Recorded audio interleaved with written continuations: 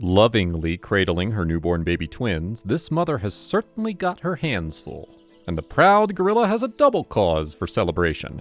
Her new arrivals are an extremely rare occurrence in the captivity-kept species. According to experts, twin gorillas come along once every 10 years in the world zoos, making what 20-year-old Gallus brood something worth celebrating.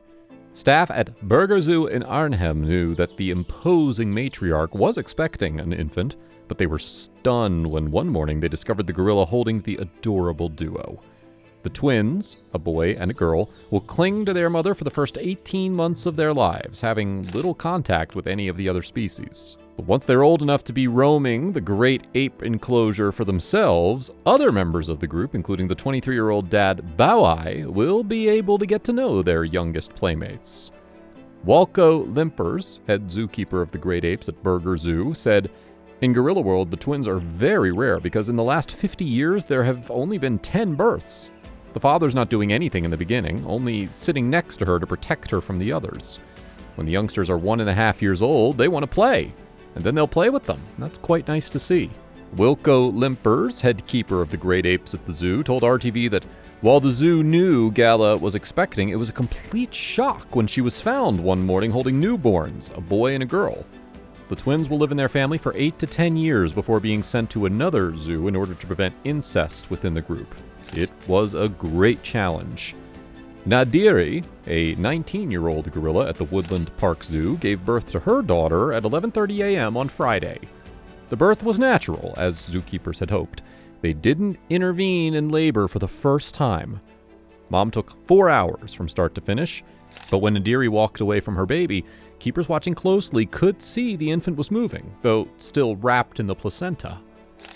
The Seattle Zoo wrote in a blog post on Friday, "We made the call for the safety of the baby. It was time to intervene."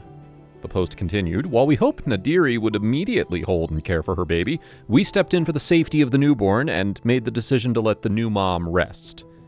The zoo's animal health team examined the baby. She's healthy and weighs 5 pounds, which is on the big side of a baby gorilla. Typically, newborn gorillas weigh 4 pounds. Zookeepers have set up a bedroom next to Nadiri's den so she can hear and see her baby.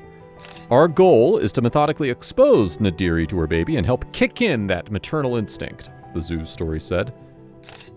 She remains within visual contact and has context vocalized toward the baby, so she is showing some interest. For now, though, the baby is in human hands. The baby has taken her first bottle, and she'll be cared for by the zookeepers until Nadiri reaches for her child. The father is VIP 36. He has sired 6 kids with 3 females at Woodland Park Zoo. It's not the happiest ending to this story, but it's better than what happened when Nadiri was born in 1996. Zookeepers and Swedish hospital doctors rushed in after Nadiri's mom, Jomoki, had labored for 40 hours and pushed for 6. Jomoki was anesthetized in the baby, who was suctioned out. Fraser believes that Jomoki was traumatized and confused by her birth experience. When zookeepers would present Nadiri to Jomoki, Jomoki would look at her but wouldn't pick her up. She was so nervous from what had happened the night before. She didn't understand that she had given birth to her because she was asleep, so she did not know what was expected to do. Bonding was further impeded when Jomoki's partner, Nadiri's dad, died 2 weeks later. When Nadiri got pregnant, zoo workers said they didn't want to get involved in the birth. "If we never have our hands on this infant, never have to handle it in any way, I would consider that a huge success for us," Harmony Fraser, a senior veterinary technician, told KUOW this week. "Gorillas interact vocally in a way that we can't replicate and understand," Fraser said. "They need the smell, they need the sounds, they need to hear the other gorillas interacting. It's really important that they get that from the beginning." No one believes what really happened. A rare monkey who was snatched from her enclosure with her baby by gangsters in an organized raid has given birth to twins. Mama, a cotton-top tamarind, was stolen from Blackpool Zoo alongside 4 other monkeys last April by a suspected group of black market pet thieves. The 15-month-old was discovered days after being abducted, but her baby was never found. Now, more than a year later, the animal has given birth to healthy twins, which are doing well. Mama was stolen from her enclosure in the dead of night last April by a group of suspected animal traffickers. The rare monkey was found in a cardboard box 3 days later alongside 3 other animals, but her offspring were never found. Keepers at Blackpool Zoo feared she may never recover from the sadness of losing her baby when they discovered that she was in the early stages of pregnancy. Keepers at Blackpool Zoo were devastated earlier this year when 5 of our monkeys were stolen, as every single animal we have here is considered a member of our zoo family, said Charlotte Penny, senior primate keeper.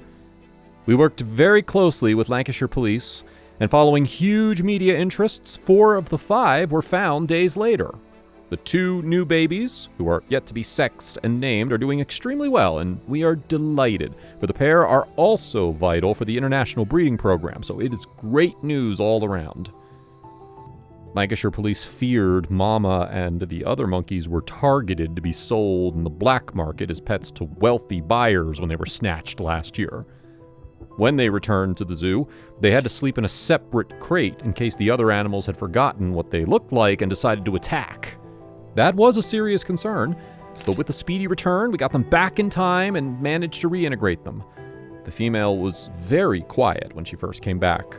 That may have been the stress as well as the fact that she was missing her baby. They had had a few marks on them, but otherwise they came back healthy. We are all so happy to get them back. To be honest, to get any of them back was brilliant, but the baby was so dependent on its mother. I think we've come to the conclusion we're not going to see that one again. Lancashire Police revealed no one had been arrested in connection with the investigation. The cotton-top tamarin is a small New World monkey weighing less than half a kilogram, one of the smallest primates. It's easily identified by the long white sagittal crest extending from its forehead to its shoulders. Up to 40,000 cotton-top tamarins were caught and exported for use in biomedical research before 1976, when they were given the highest level of protection and all international trade was banned. The wild population is estimated at 6,000 individuals with 2,000 adults, with the species listed among the world's 25 most endangered primates in 2012. Experts say small monkeys, like tamarins and macaques, are becoming an increasingly popular pet in the U.S. despite a ban by several states on owning primates. A famous celebrity had a pet capuchin for a while, but left the animal in Germany after failing to provide sufficient vetting documents to authorities at Munich Airport. This was a hard moment. A gorilla at the Philadelphia Zoo has given birth to a healthy baby after a difficult labor that required medical techniques typically used for delivering humans. A keeper noticed 17-year-old Kyra had gone into labor on Thursday. Gorilla labor is typically very quick, but by Friday it had not progressed and she seemed unwell. Concerned about her and the baby's health, the zoo brought in a team of veterinarians and doctors who treat people. They included OB/GYN surgeons and anesthesiologists from hospitals affiliated with the University of Pennsylvania and Thomas Jefferson University, as well as the University of Pennsylvania School of Veterinary Medicine. A similar team was in place for a gorilla birth at the zoo last year, but the emergency response wasn't needed. After 1.5 hours, the team delivered the male baby using forceps and an episiotomy, a procedure to enlarge the birth opening. It was an anxious and dramatic day at the zoo, but in the end, a tremendously rewarding one, said Andy Baker, the zoo's chief operating officer. There have been several successful cesarean section deliveries for gorillas over the past few years, but assisted vaginal delivery isn't common, according to the zoo. Cairo was reunited with the baby by Saturday morning and has been continuously cradling and nursing him. This is the first birth for Kyra, and the third offspring for 32-year-old Matuba, who is also father to baby Amini, a female born at the zoo last August. Western lowland gorillas, which inhabit African forests, are listed as critically endangered species. This was weird, too. The world's first gorilla to receive fertility treatment to help her conceive has died at her British zoo. Mother of 3, Salome, passed away at age 41 at Bristol Zoo, keepers say. The western lowland gorilla never got to see the wild after being conceived at Bristol Zoo, moved to London Zoo where she was born and hand-reared, and then moved back to Bristol Zoo in her 20s. She gave birth to her first baby at Chessington Zoo in 1988. And in 2004, made history when she became the first gorilla in the world to receive fertility treatment. Zookeepers noticed she made it regularly, but struggled to conceive. Salome was given the human fertility drug Clomid to help her womb release eggs. And 2 years later, she gave birth to Kumail. 5 years later, in September of 2011, her third baby, Kukina, was born. More recently, Salome was given medication for heart disease after being diagnosed this summer. She had shown little interest in her favorite foods, lettuce, chicory, and peppers, which alerted vets who examined her. Dr. Brian Carroll, Chief Executive Officer of Bissell Zoo, said, "Everyone is extremely saddened by Salome's death. The zoo has lost one of its most popular animals and one of its great characters. So many of us feel we've lost a friend. So many people knew her and recognized her by a small ginger patch of hair on her head, and they would return time and time again to see her. She was loved by our guests and by our keepers and staff alike." Salome was one of 8 western lowland gorillas living at the zoo and was considered the most intelligent. Often, visitors sought her out to watch Salome building nests on the glass above their heads in the 360-degree viewing area in the gorilla house. She was born after Mother Lomi was brought to Bristol Zoo and introduced to male gorilla Samson. Bristol Zoo is run by the Bristol Zoological Society, which helps to conserve gorillas in the wild in Cameroon, where deforestation is putting their survival in jeopardy. Typically, gorillas live until 35 to 40. This was an unusual case. Anytime a baby animal is born, it's an event for us here at the zoo. But when a baby arrives in the world in a special way is an even bigger deal. That's the case with this as yet unnamed baby gorilla that was born at the San Diego Zoo recently. The young lady is a rare lowland gorilla, and she was removed from her mommy via C-section after 12 hours of labor. 4 hours is very long for a gorilla. So when Mama Imani, 18 years old, was giving birth for 3 times as long, it became apparent to the veterinarians at the zoo that the baby had to be removed surgically. She was born with a collapsed lung and a wicked case of pneumonia. Still, thanks to the great doctors at the zoo, she's been in stable condition and has been allowed to go back to her mother's care. The team in San Diego is still going to keep a close eye on the sickly little one, but she's looking like she will make a full recovery. She was born tiny and sick, but someday she'll be almost 6 feet tall and 400 pounds. Her handlers better get their hugs in now before she's too big, because she's already strong enough that they're having some trouble doing her exams. We'll keep an eye on her for you and let you know how she grows up and if they ever give the little one a name. Our vote is for April. No known living primate has as much difficulty giving birth as human beings. The principal reason giving birth is harder for humans is the size of the infant's head compared to the size of the pelvic opening that it has to pass through during birth. But the size of the pelvic opening is limited to the mechanical demands of walking upright. The anatomy of the human pelvis reached its current form quite early in human evolution. The pelvis of Australopithecus afarensis, i.e. Lucy, was already very similar to a modern human pelvis in shape and proportion. At that time, though, brain size was still about the same as that of chimpanzees, so infant head size was likely small enough for Lucy and her kin to have had no more trouble giving birth than modern chimpanzees and gorillas. So, given that the pelvis has stayed stable for most of human evolution since the split with the common ancestor of chimpanzees, the thing that did change was infant head size as a result of the gradual evolution of even larger brains. There would not likely have been any single moment in evolution when giving birth suddenly became harder on the body. Instead, the process of giving birth would have gradually become harder and harder as the brain enlarged and the head size of newborn infants gradually increased. Brain size increased from 300 to 400 cc, seen in various Australopithecines, to 450 to 600 cc on average in early Homo. During the time period of H and Ergaster erectus, we see brain size gradually increase from about 600 cc to 1100 cc.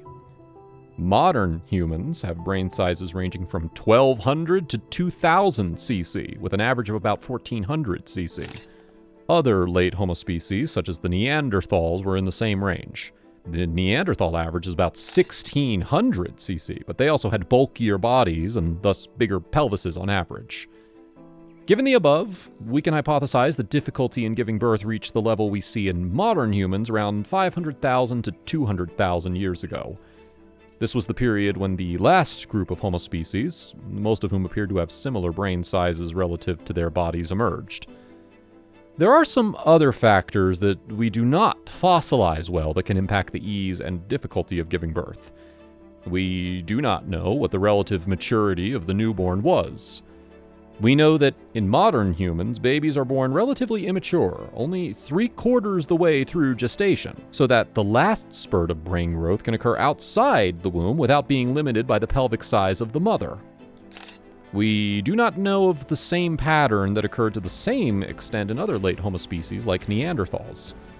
We also do not know how much more social cooperation or help females got while giving birth in other human species. Did Neanderthals have the equivalent of midwives? That, too, would greatly impact the ease of giving birth. Is it possible that a human female could act as a surrogate mother for a fertilized gorilla zygote? There might not even be any complications in the pregnancy. Although it hasn't been done, I would put money on it being both possible and feasible. However, if said baby gorilla was born, I'm almost certain that it would not be granted human rights. It would be afforded animal protections, which might result in its being taken into a primate shelter, but it wouldn't be granted rights of citizenship in most countries. The reason for this is that citizenship rights are offered to persons, and the legal definition of a person specifies that they are a human being. Now, while there is some wiggle room in defining a human being, most precedents suggest that only individuals of the genus Homo can be considered human. Biologically, the gorilla baby would still be classified as belonging to the genus Gorilla. Still, it would not be a legal person and would therefore not be afforded rights of citizenship or human liberties. A human baby would definitely die quickly if left in the care of a gorilla, despite its best efforts to care for it and its generally gentle disposition. There's also the possibility that a gorilla would view the baby as a possible threat. It may or may not understand that a human baby is 100% completely harmless and act accordingly. There are just way too many factors in play against a human baby being cared for by a gorilla, and not one single thing in the human's favor.